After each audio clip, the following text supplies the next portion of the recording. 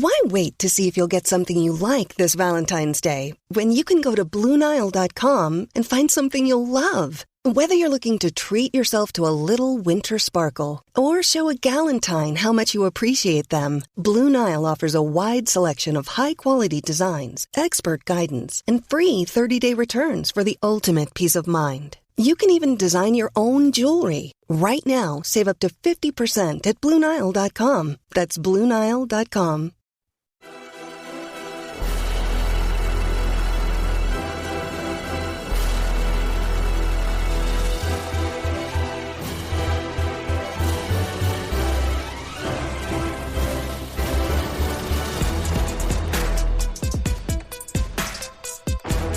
American soccer fans, welcome to episode 60 of the Stars and Stripes FC podcast.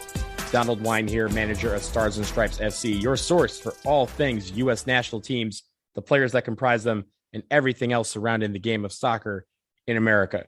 It was fun last week to be on a few other shows discussing the men's national team and the women's national team. We had football with Grant Wall, the We Are Soccer show, and Five Stripes Tonight. So find those wherever you get your podcast. I think those hosts for having me on last week. It was a lot of fun to do that ahead of this World Cup qualifying window that we just endured. We are back after the completion of that window. I was at all three matches in El Salvador, in Nashville for the Canada match, and then at San Pedro Sula against Honduras. So we're going to discuss all of that. We have a very special guest that will be on with me in a little bit to discuss his take on the three matches as well. He's my buddy. He is a co-host with me on another show, the World of Concacaf podcast, and he also was at the three matches alongside me. So we will answer some of his or I'll ask him some questions about how it looked from his eyes in the stands.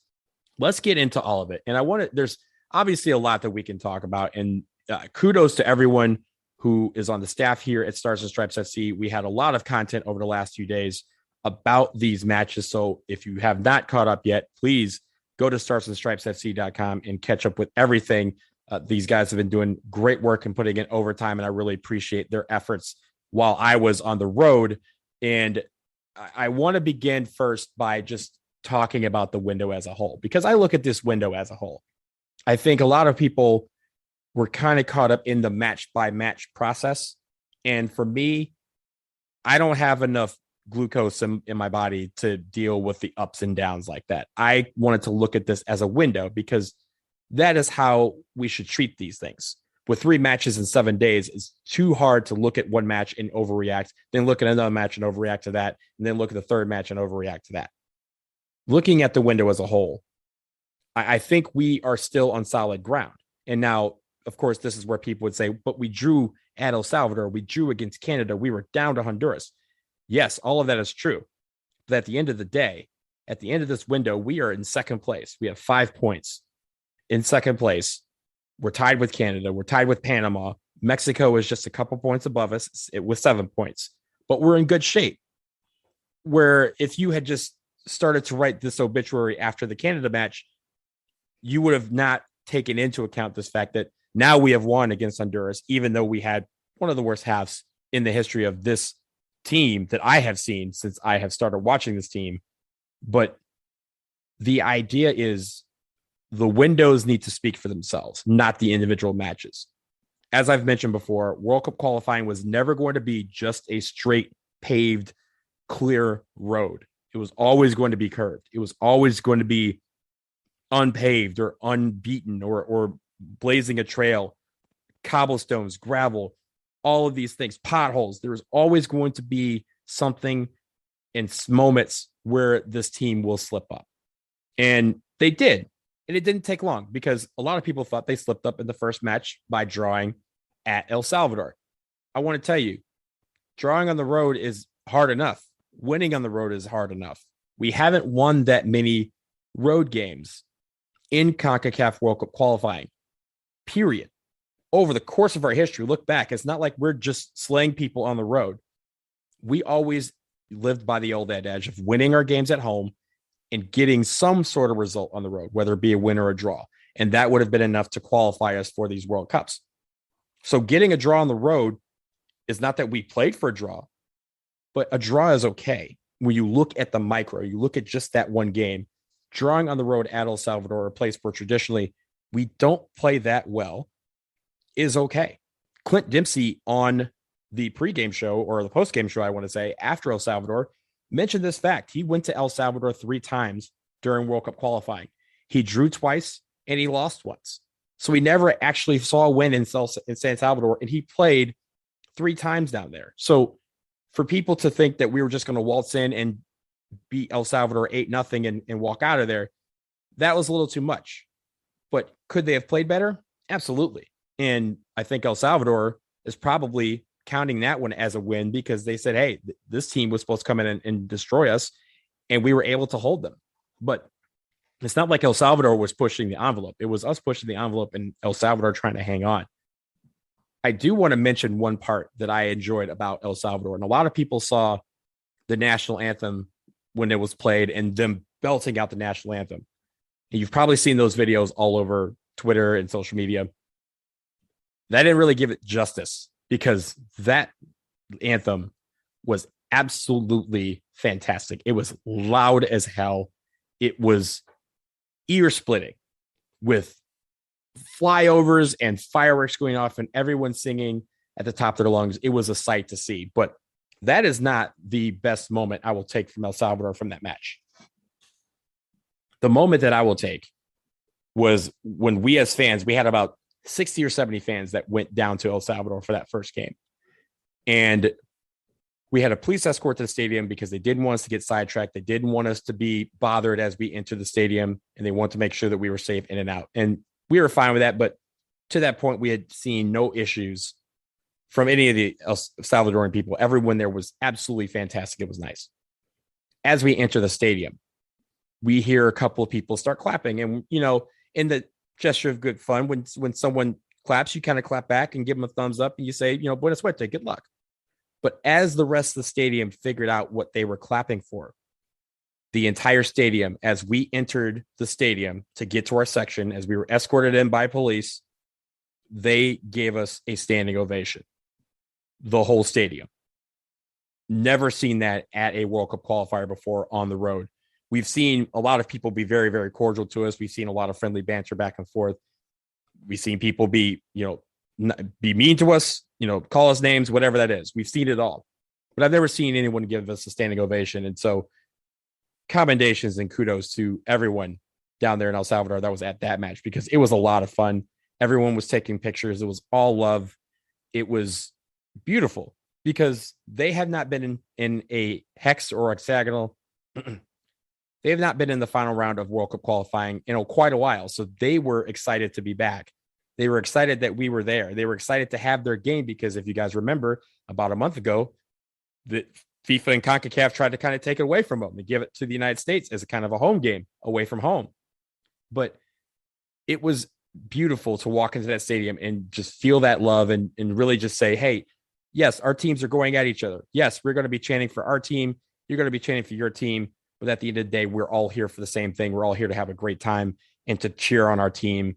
And we hope that it's a great game. So that was really fun. I think that's something that everyone who is El Salvador will take away amongst other things. But that is going to be one of the key moments, I think, from a fan perspective, entering that stadium at Estadio Cuscatlán and just seeing everyone give us a standing ovation and welcome us with the biggest of welcomes. That's how you do it. So hats off to everyone down there in El Salvador for that. It was a lot of fun. I think the draw, whatever, we take away the 1 point. We then moved to Nashville. And the great thing about my friend Eric is he was one of the people who helped run events for the American Outlaws from the chapter level in Nashville. And it was a party. For those of you who are in Nashville, Nashville was electric. And it was a great time. We'll discuss the game in a second. But the absolute incredible atmosphere that Nashville put on, from the night before events for U.S. Soccer and American Outlaws to the tailgating to people just walking down the street in U.S. Soccer gear instead of college gear. Remind you, this was Labor Day weekend. This was the start of college football season, week 1. People usually show out in, wearing Tennessee gear or Vandy gear or Alabama or whoever you support. but there's a lot of U.S. soccer jerseys on. There's a lot of U.S. soccer shirts on. There's a lot of American Outlaw shirts on. There was a lot of people there for this match, and only for this match, and they were supporting and they were representing. So everyone who was in Nashville, I hope you guys all had a great time. I hope you guys stayed safe, as I did. But I also just want to commend you guys, because that contributed to the atmosphere, and the atmosphere inside the stadium was awesome. The play on the field may not have been as awesome, and people may not have liked the fact that we had to settle for a 1-1 draw with Canada, but everyone in that stadium was ready to go. All the fans were at full throat. They were cheering. You can still hear it in my voice. That's probably because I went to all 3 games, but that energy was electric. And that's what every World Cup qualifier should be like. Everyone who is a fan, whether you're a diehard supporter or a casual fan, or if it's your first match or 100th match, bring that passion, because this team is clearly going to feed off of it, and they're going to need it at times because this team is young. And that is kind of why some people may view the Canada game as disappointing, because we didn't get that win. We had the 1-0 lead at a point. Brendan Harrison scores the goal. And then 6 minutes later, they give it all back with a Kyle Larin goal. You want to win your home games. It's straight up. You want to win your home games, and you want to be able to show that you can adjust when the team that you're facing throws a counterpunch. And I don't think Greg Berhalter and the players did that. I think that was the issue, is that they didn't throw that counterpunch. When someone tries to throw a punch at you, you throw a punch back. And when they throw a punch back, you throw another punch. We threw a punch, Canada threw a punch back, and we didn't respond. And I think that was the problem with that game. There's a lot of other issues that we'll talk about in a second, but I want to shift to something that really hung over the heads of everything at that match, and that was the suspension of Weston McKennie. He was removed from the team for a violation of team protocol, COVID protocol, whatever you want to call it. He apparently, according to ESPN, violated the protocols by going out in Nashville one night and also bringing an unauthorized person back to his room another night while in Nashville, and was subsequently removed from the team, sent back to Italy after this Canada game. So we didn't find out about this until a few hours before the Canada match. And that obviously took the wind out of the sails a bit for fans, because Weston McKennie is not just a guy. He is one of the guys. And there's a lot going back and forth about who was with and what he was doing. Honestly, none of that's important. What's important is that Weston McKennie has to know that he needs to step up for his team. We need him to be there for his team, and whatever that takes. And I know this happens all the time, right? Stepping out of after curfew, breaking team protocol, bringing people back to the room, whatever you want to call it. That happens on every level of professional sports. Every sport does this. Every sport deals with this ad nauseum. So it's not that he's doing something that is so abhorrent that he can never play for the team again. That's absolutely not true. And I think what is said between him and the team should remain between him and the team and the coaching staff, and they will welcome him back next month. And he hopefully will be ready to go. Will have learned his lesson, and he's going to focus and be ready to go. But Weston McKennie is one of the linchpins of this team, this young team. He's one of the guys that has the most experience. He's one of the guys that has one of the biggest statures. He's one of the guys that brings this team together. And so it was clear that this team missed Weston McKennie against Canada, and also in that first half against Honduras, where we had to just kind of watch this team play its worst half, like I said, probably since the Costa Rica away game in 2016. So Weston, hopefully the lesson is learned there. Hopefully we don't have to speak about what happened or why it happened or who it happened with, because none of that is our business. People may think it's fun to talk about, but really is none of our business. And if he's stepping out with consenting, as a consenting adult with another consenting adult, that is between those two. And we don't have any say in that. And no one should be talking about how it's going to impact the team. What is impacting the team is that he did break a team rule, whatever that rule was, and he was not there. And that is what is disappointing. That's where we need to say, Weston, do what you need to do to make sure that you're on that field and professionalism rises and you were able to play, because we need you for all these games. We need you to be there.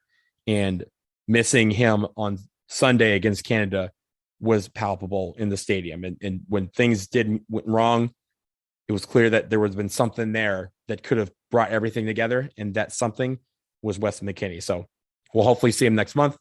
That's the last I will say about his transgressions, whatever they may be, but he was missed and he will be back at some point. And when he comes back, I know he's going to come back with a new head and new life and is going to be ready to contribute.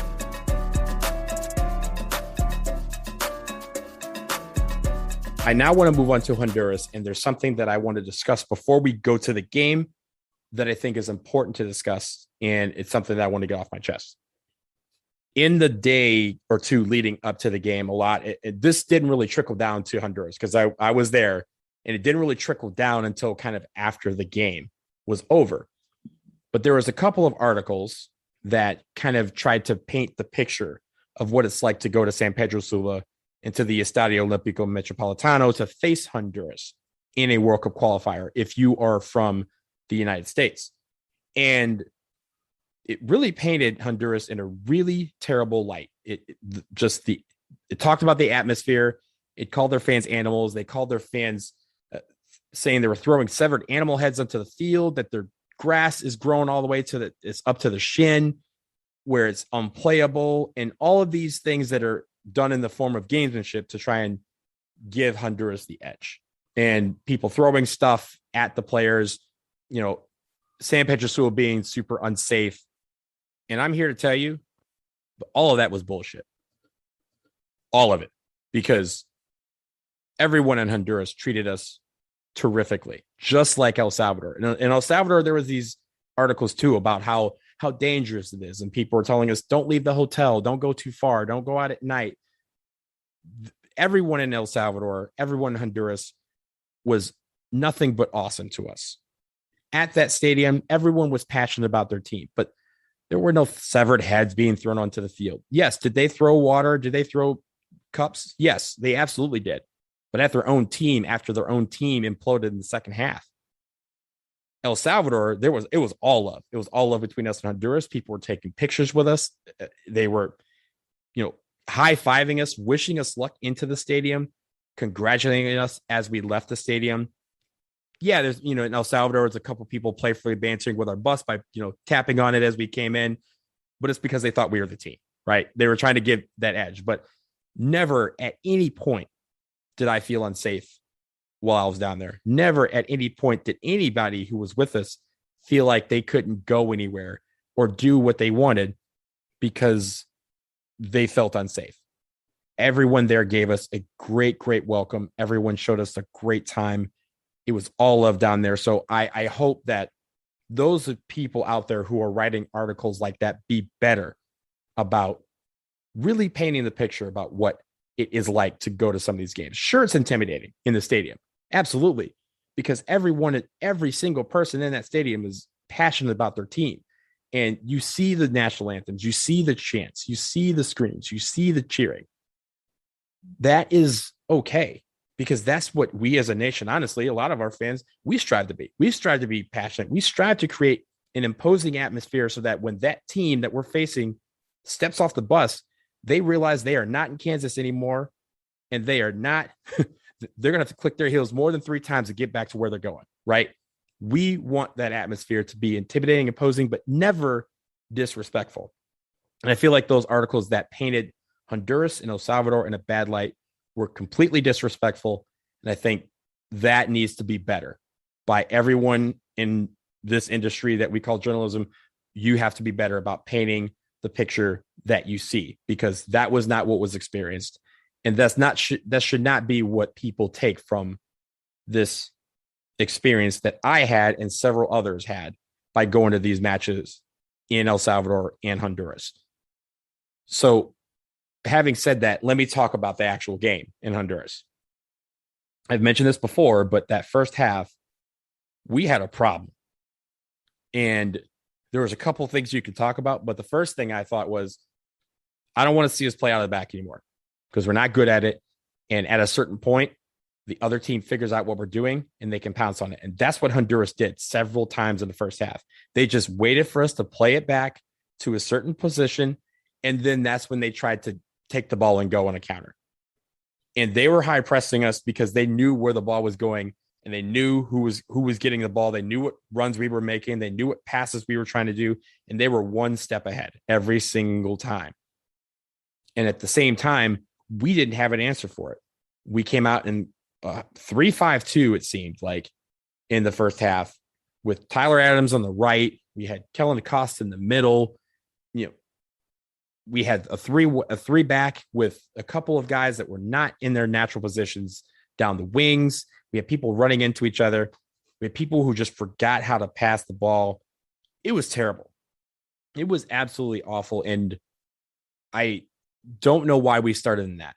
I really don't, because that was a really bad way to start a game where you need a win. You need to go with what you know. And it could be because the personnel wasn't there. It could be because, Gio Reyna was out, Weston McKennie was out, Zach Steffen was out. It may be because of that, but you cannot walk into the unknown playing as an unknown. You got to play with what you know. You got to do what got you there. And we didn't do that in the first half. Now, I will say, to everyone's credit on that staff, Greg Verhalter and the rest of the coaching staff, they figured it out. They decided to abandon what they were doing. They brought in 3 subs, and those subs made the difference in the game. Anthony Robinson, honestly, he was my player of the game because he came in and made an immediate impact, and he was electric the entire second half. Brendan Harrison came in at the beginning of the second half. He scored a goal. Sebastian Lletget came on at the beginning of the second half. He scored a goal. And the man in the middle finally was able to calm down and get into his roots, and people were feeding the ball. And that is the train, ladies and gentlemen, Ricardo Pepi. Ricardo Pepi had an amazing game. He scores the game winner. He assists on the first goal to Anthony Robinson. He assists on the third goal to Brendan Aronson. He did it all in that second half. And it was a marked change in the flow and the urgency and just the intensity that team came out with. And so it's because they went back to their basics. They went back to what they know. Guys were playing in natural positions. Tyler Adams moved back in the middle, keep them there forever. But these guys were able to turn the page, put the first half behind them, and play like we know they can play. And so for the 25 of us that were in the stands, it was amazing to be a part of that second half, to watch that, to witness them, just the sea change of how they played in the first half and just going straight to domination in the second half. Of course, they didn't, it wasn't a perfect second half.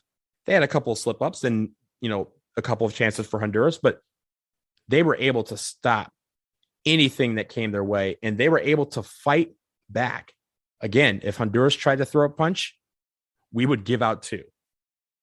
If we fell to the floor, we got back up. That is what you need to see when you're on the road in Concacaf. That's how you get to the World Cup, through World Cup qualification. That's how you get to the World Cup, through Concacaf qualification. That's how you have to do it. You have to be as intense, if not more intense, than the team that you're facing, whether you're at home or on the road. At home, you'll have the home crowd behind you. But on the road, you have to realize that the only people in that building are maybe less than 100 American fans and that squad, and you have to roll with them and do the job that you could get done back home. So that is how it's going to work. And I'm glad they figured out how to make it work, because that turned what was going to be a situation where people were talking about firing Greg Berhalter to now we're in second place. And I think that is a much better situation to be in. We're in second place in the standings in the Octagonal. We have 2 home games coming up next month. We have a road game at Panama, who almost beat Mexico at home. But we have an opportunity to stack some points and create some separation. Now we have a new lease on life. Now we know what that intensity needs.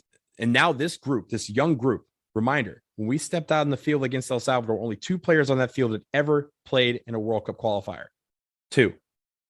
And now we have a group of 25 guys who have that requisite experience. They can take that with them, and now they won't be as green to this atmosphere and to this experience. So that's where I take from this 3 window. We're in solid shape. Did things go wrong? Absolutely. But over the whole, there's no need to panic. We are still in great shape. And the only thing we can do is keep going up and keep improving and keep getting guys healthy. And let's see where next month takes us.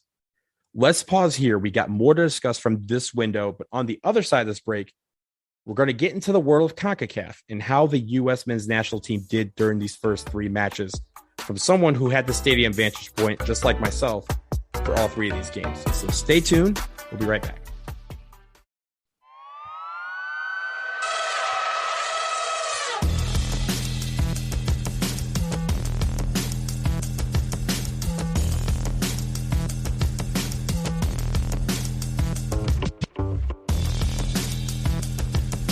We are back on the Stars and Stripes SC podcast, and we have a special guest this week here to discuss the first window of World Cup qualifying for the men's national team is Eric Schmitz. Eric is the co-host alongside Jonathan Slape and myself of the World of Concacaf podcast, which, as the title clearly explains, focuses on soccer throughout the region of North and Central America and the Caribbean. The World of Concacaf podcast also does a laser focus on the country from the Confederation each episode. And Eric naturally was with me at all 3 of these matches during this most recent window in San Salvador, Nashville, and San Pedro Sula. So Eric, what's up, man? Welcome to the show. What's going on? It's been so long since I've seen your face. It's been a full 24 hours and I already missed you. So, Yes, which is why I had to get you on the show. But I want to start, we're going to talk about all 3 games, but let's start with the first one, El Salvador. Just really, I mean, we're on the road. We go down to Estadio Cuscatlán. We get the scoreless draw. How did you think we did to start the window? And what did you see from your spot literally next to me in the stands? I mean, overall, I think the result is a little disappointing. Coming off Nations League, coming off the Gold Cup, like, U.S. was ranked 10th in the world. Like, it's been a really good year. And with the start of World Cup qualifying, you would have to say that away to El Salvador is the most winnable away game in this round. And Greg Berhalter rolled out a lineup that was almost cynical, just kind of acknowledging that he's saving some guys for the Canada game. And for me, that was a little disappointing because I figured with the way everything happened in the last World Cup qualifying run, with where things are at now, like, come out and make a statement. And they definitely weren't putting the best team out there, and they seemed very tentative to start. It did seem like the environment did shake them up a little bit. I mean, I'm sure they were not prepared for fireworks to be going off for the first 10 minutes of the game, like right over the stadium. I'm sure they were not mentally prepared for the field condition or how into the game that crowd was. I know they were expecting a reduced capacity crowd, and that was not it. Like, that was an away qualifier in CONCACAF, and you had a lot of guys like Conrad de la Fuente. Like, it's cool they got him in. Like, he's definitely earning his way into the team, but was he ready for something like that? I don't know.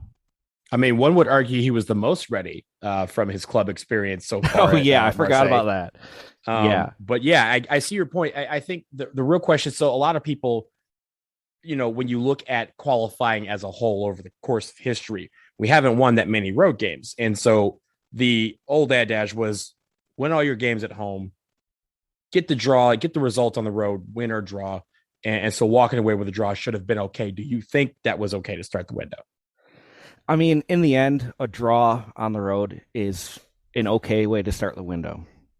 Like I said, I think El Salvador might have been the most winnable away match, and coming off not making the World Cup, coming off winning the Nations League, winning Gold Cup, like, if you're going to come out and establish that, yeah, we're back, you want to start off with a win.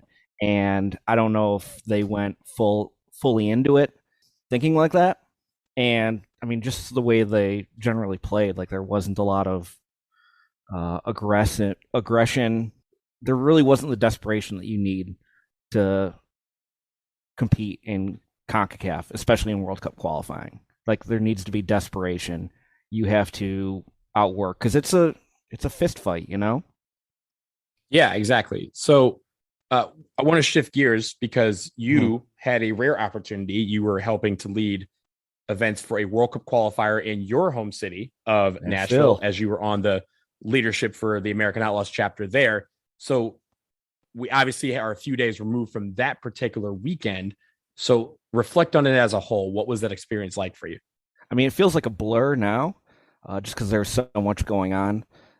Typically getting to go to games, like, the good part is hanging out with your friends, drinking, a lot, going to the game, like having a good time. And I mean, to have everyone have a good time, like, there's work that needs to get done.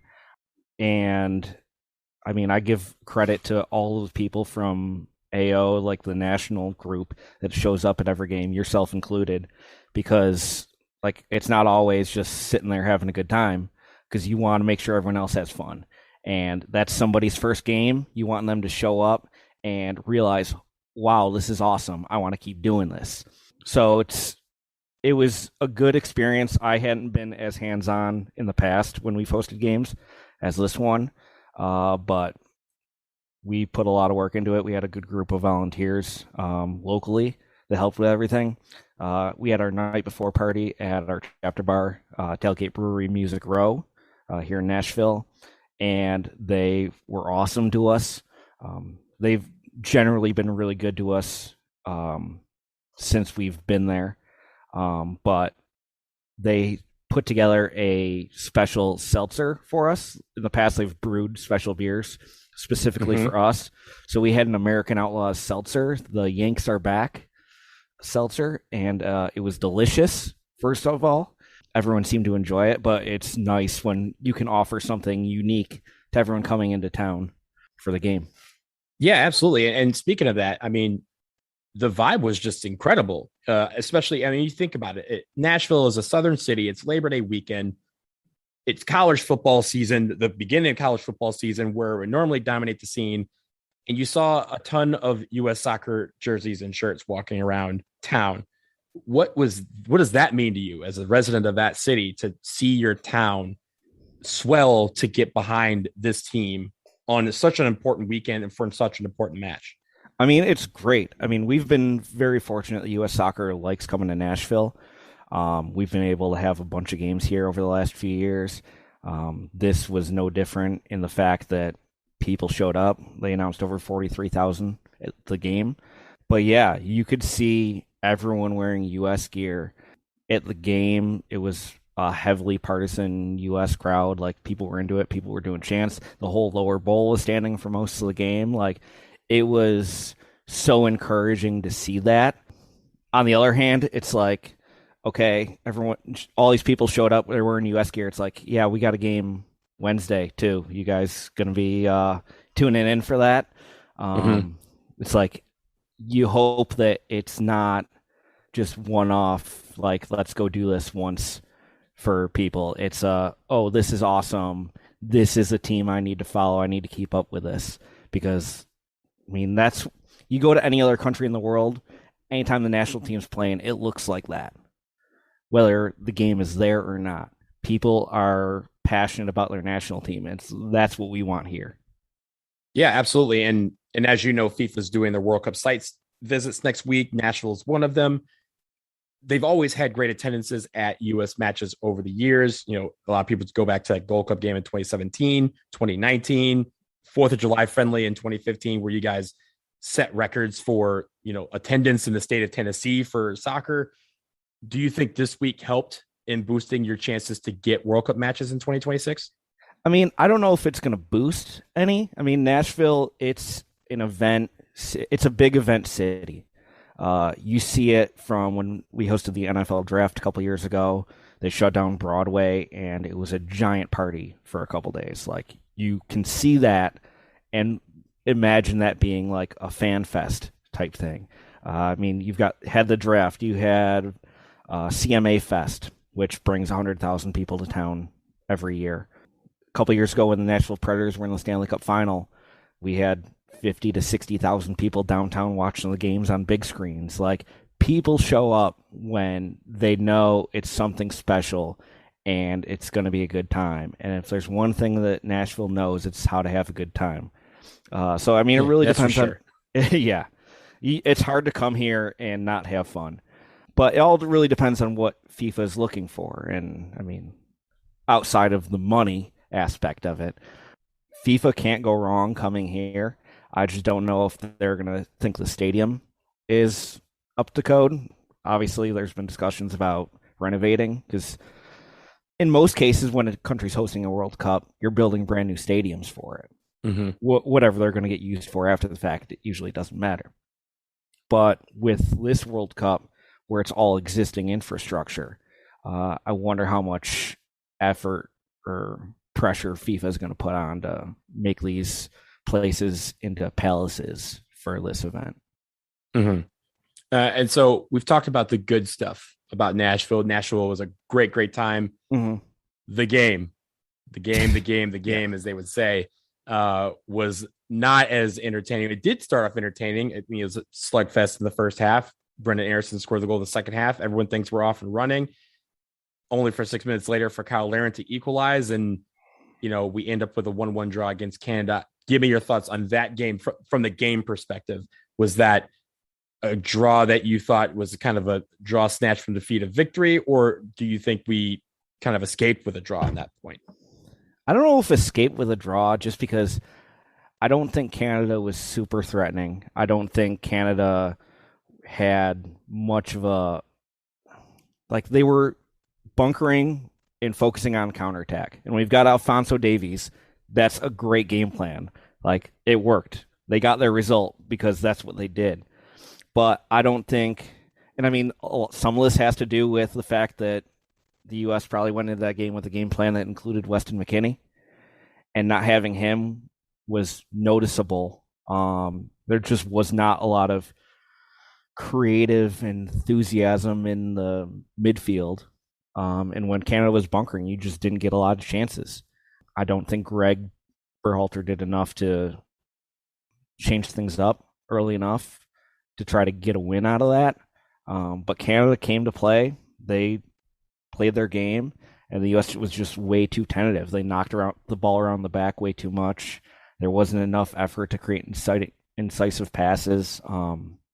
I would have made some adjustments to how they lined up, but it's better than a loss.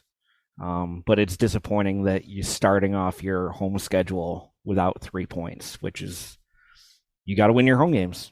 That's the way into the World Cup. And they didn't do that. So it was disappointing in the fact that a lot of people are going to walk away from that game thinking, oh, they tied. This sucks. It's like, no, that's not what we want. Like, y'all had a good time. This is just the start of things. For sure. And now we get to this third game, and you were in Honduras, so I have to ask you two questions about the actual game. So the first, I thought it was gonna be about Power Chicken, but we'll get to that. Oh, well, Power Chicken, we'll get to that. We'll get to Power Chicken. But the first one, it's halftime. The U.S. is down 1-0.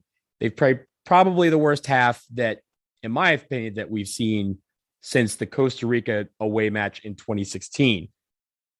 What are your thoughts during that intermission, that halftime? What are your thoughts when you're down 1-0 and everything looks like it is not going to be good in San Pedro Sula? I'm just sitting there thinking, we might miss the World Cup again. Like, you're sitting on 2 points, down at half, away, and you're like, do these guys realize what's at stake here? Like, there was just not enough intensity. There was not enough enthusiasm. Like, Honduras was carrying the play. There wasn't a lot of good things coming out of that first half. And Greg Berhalter rolled out a lineup that I have issues with. Like, Tyler Adams should never be anything other than the 6 unless you're in severely desperate circumstances and you don't start a game that way. Oddly enough, like, once things changed around, the team looked noticeably better. But yeah, like going into an environment like that, being down, like it's intimidating when you're surrounded by tens of thousands of opposing fans. You're rolling with like 20 people in the stands. You got a couple security guards there, and your team's getting their ass kicked. It's like, what are we doing here? What is going to happen? Like, how are we going to get out of this? How are we going to get to the World Cup? And yeah, it was a gut check moment. So I sat there with my bag of water, just thinking, thinking about what went wrong here. Yeah. Well, okay. So that happened. We're obviously upset. We're angry. You're thinking, here we go again, basically. And then that second half happened. So how did your emotions shift during the second half? Was it shock, or was it like you felt like they're like, okay, this is what we expect from you? Yeah. I mean, I would say like I was already in shock, but once Anthony Robinson scored, like that was almost like the relief, like getting the weight off your shoulders. Like, okay, it's tied. We can get out of here with something. Like there's some hope here. And as the half wore on and Honduras was threatening, Matt Turner had that huge save. I think it was like the 64th. See, the thing is, like, it was really hard to get context as to when things happened because there was no scoreboard in the stadium. In the stadium, yes. So you have no idea when anything happened. Like, I had to look at the box score after to find out like how soon into the second half Robinson scored. But Turner was holding the fort, and then once they got that second goal, it's like, oh my God, like, we can probably win this game. Like, you didn't even think you were home free at that point. But once that second goal went in, it's like, okay, we're at least getting out of here with a draw. We can hold down the fort here. We can get out of here with a result. And then the half kept playing on. The home crowd started turning on their own team. And once that third goal went in, it's like, okay, sweet. We got our 3 points. We're sitting on 5 for the window. Things are okay now. And so you think everything's okay? I mean, when you look at the window as a whole, 5 points, a road draw, a home draw, a road win, come from behind.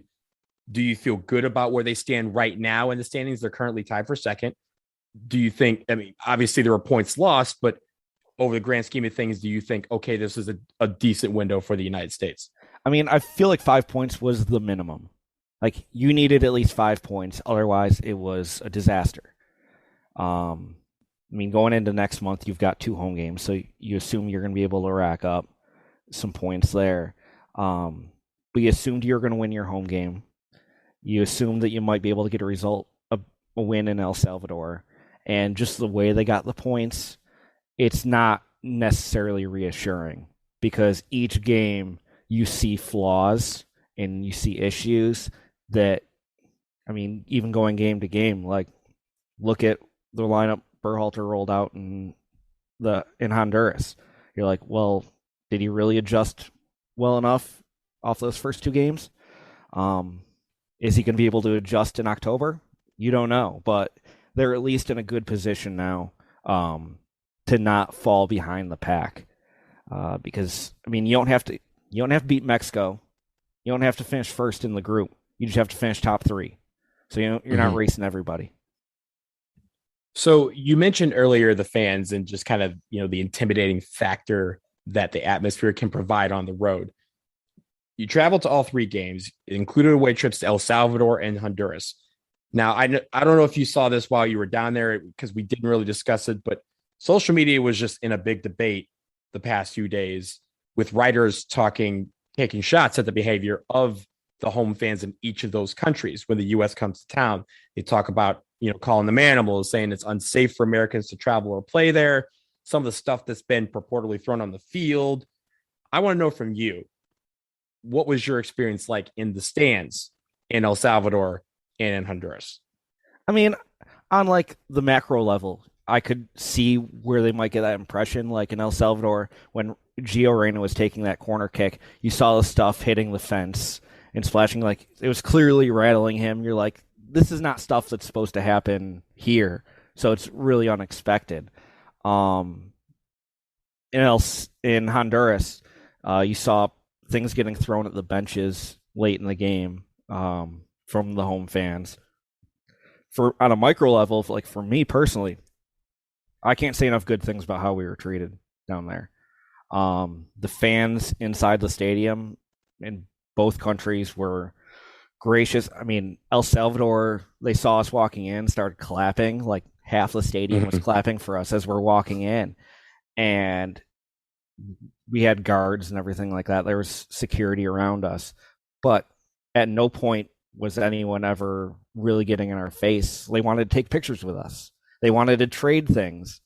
And, I mean, the scoreline in El Salvador really didn't lead to a lot of intensity. It was kind of like a dull game. In Honduras, I think we got hit with stuff after the first goal. I couldn't really tell. I was too busy losing my mind. But for the most part, yeah, there were fences separating the fans from us with barbed wire at the top. But like through the fence, we were taking pictures with them, and everyone was smiling and fist pounds and like congratulations and things like that. Like I never felt unsafe. I never felt intimidated. It was just, if anything, I was just intimidated by the entire environment where it's like all of these people in the stadium are passionately about what's going on right now. And it's like sometimes in the US you're just not getting that vibe.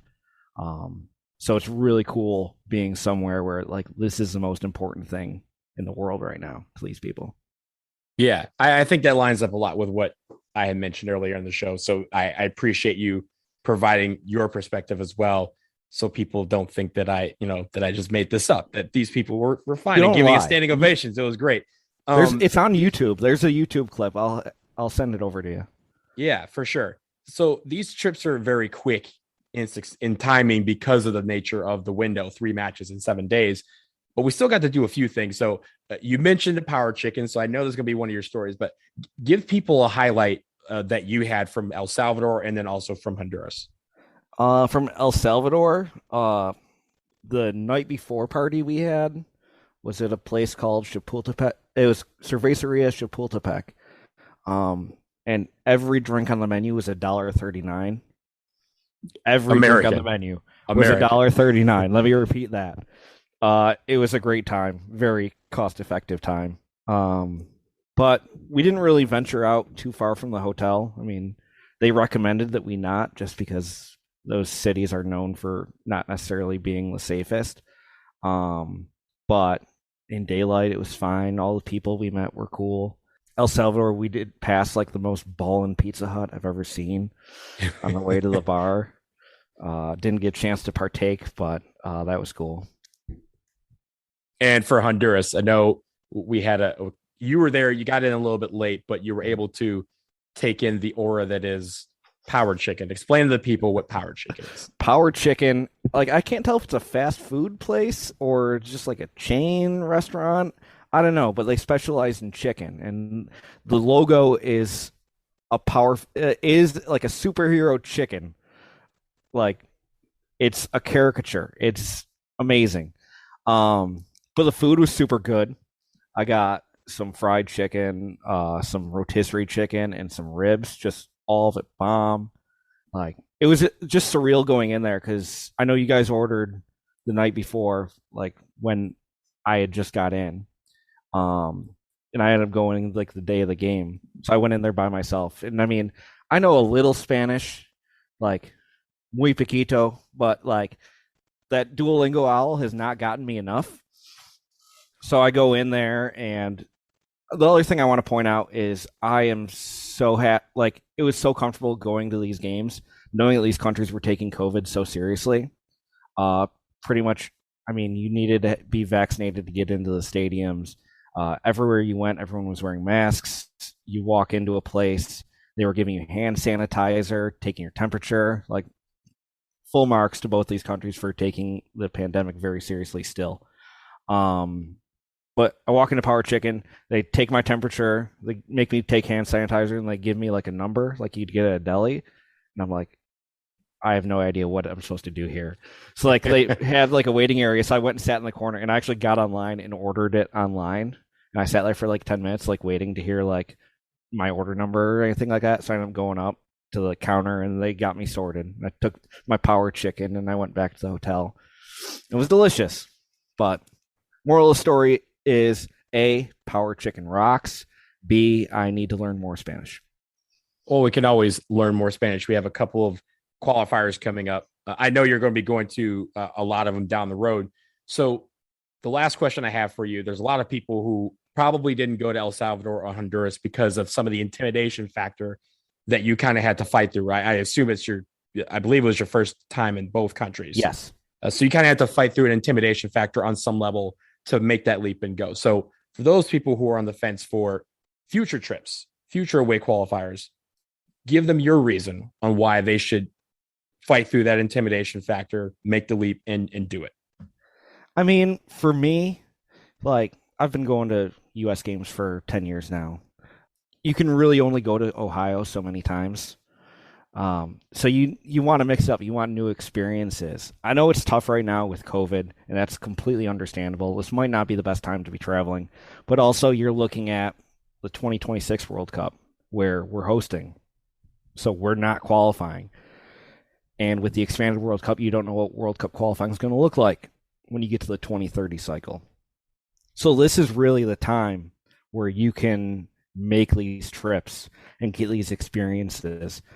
And I mean, the unique aspect of it is going into a road game. I mean, we're North American sports fans. Like we've got our NFL teams and whatever. Like you've probably gone to see your team on the road. And the experience there, it's nice. It's definitely unique, but it's not quite what it's like going in when it comes to international soccer and national teams and going to another country where they're rooting on their national team and you're the opponent, you know? It's definitely a unique experience being in a country where they're playing your anthem and you're the only one singing, and they're playing their anthem and the entire stadium is screaming the lyrics. It's just a surreal experience. And as an American, like you look around the country and it's like, you know that there are issues with America in general. When you take these trips, it's almost like a sense of diplomacy where you're going and you're meeting these people, and when they're thinking, oh, this is an American, you get to be that representation. You're there rooting for a national team like they're rooting for their national team. You're not threatening them. You guys are just there to have a good time. And it makes you feel good about who you are and who you're rooting for when you're rolling with your team like that.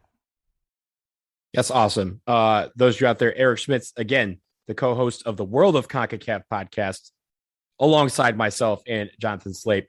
We will have our own episode out on that program at some point in the next few days as we do our recap of the window for all the teams in the Octagonal. But Eric, before you go, why don't you tell the folks out there where you can find yourself in that podcast? Well, the main place you can find me, I run the Twitter for the World of Concacaf podcast. That is at Concacaf, and it's exactly as it sounds, pod, P-O-D, Concacaf. We're always covering whatever's going on in the region. I've got my own Twitter that you guys don't need to know, but make sure you like, subscribe. You guys don't need to see my tweets about the Bills. It's fine. I put some money on the Bills, so go Bills, go Buffalo. Don't trust them ever. Don't ever trust them. We're already in that boat. But Eric, again, give the show a follow at Concacaf. Like, subscribe, rate, review. You know. And Eric is always there. And again, anything that has to do with CONCACAF, Eric is on it. So Eric, you're the man, my buddy, my brother. We will talk soon. Thank you so much for having me on. Love the pod. My man.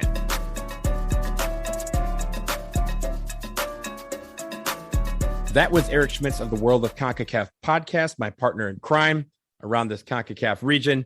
Again, the World of CONCACAF podcast is available wherever you listen to this podcast. So follow that show on Twitter and Instagram at Podcacaf, Podcacaf.